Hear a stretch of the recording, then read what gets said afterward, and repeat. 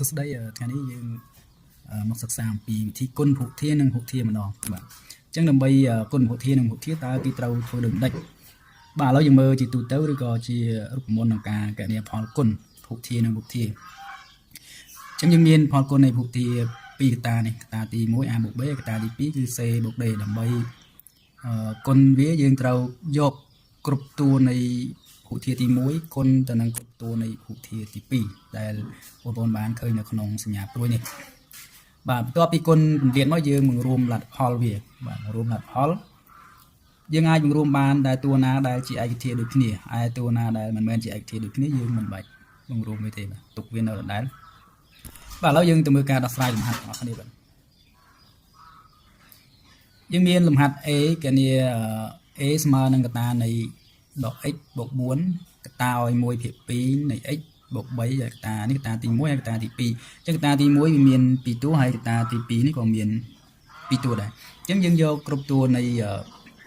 ភូធាទី1គុណឲ្យគ្រប់តួនៃភូធាទី2បាទចំពោះវិធីនេះបើសិនជាបងអូនខ្លះគាត់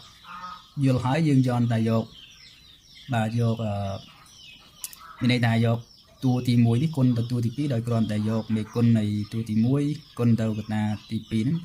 បាទយកមេគុណគុណមេគុណហ្នឹងឃើញលទ្ធផលប៉ុន្មានយើងដាក់ចម្លើយវាតែម្ដងហើយនឹងយកអថេគុណអថេយើងគ្រាន់តែយកនិតសនបូកនិតសននេះឃើញចម្លើយយើងធ្វើវាអាចខ្លីតែសម្រាប់បងអូនដែលមិនទាន់យល់យើងមើលតាមវិធីដែលលោកគ្រូបានរៀបរៀងហើយនេះគឺឥឡូវយើងយកតួទី1នៃកតាទី1គឺដក x បាទដក x យើងគុណទៅតួទី1នៃកតាទី2អញ្ចឹងគឺ1ភាគ 2x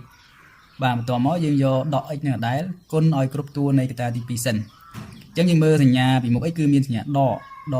គុណនឹងបូកយើងបានដកបាទអញ្ចឹងយើងដាក់ x សិនមកបន្ទាប់មកយើងគុណឲ្យ3បាទដាក់វងកញ្ចក់វាគឺ x កតាឲ្យ3នៅពេលដែលយកតួទី1គុណបានគ្រប់តួនៃកតាទី2ហើយយើងយកតួទី2នៃកតាទី1គុណឲ្យគ្រប់បាទគុណវាម្ដងមួយគ្រប់តួនៃកតាទី2អញ្ចឹងកន្លែងនេះយើងឃើញថាវាមានសញ្ញាបូកហើយមុខពី1ភាគ2នៃ x នេះគឺមានសញ្ញាបូកដែរប៉ុន្តែក៏ដាក់អញ្ចឹងមានន័យថាបូកគុណនឹងបូកជាងបូកបាទអញ្ចឹងយក4គុណនឹង1ភាគ 2x បាទយក4គុណនឹង1ភាគ 2x បន្ទាប់មកយើងយកបូក4គុណនឹងបូក3អញ្ចឹងបូកគុណនឹងបូកយើងបានបូកអញ្ចឹងបាន4គុណនឹង3បាទយើងសង្កេតឃើញថានៅក្នុងដក1នេះគឺវាមានមេគុណវា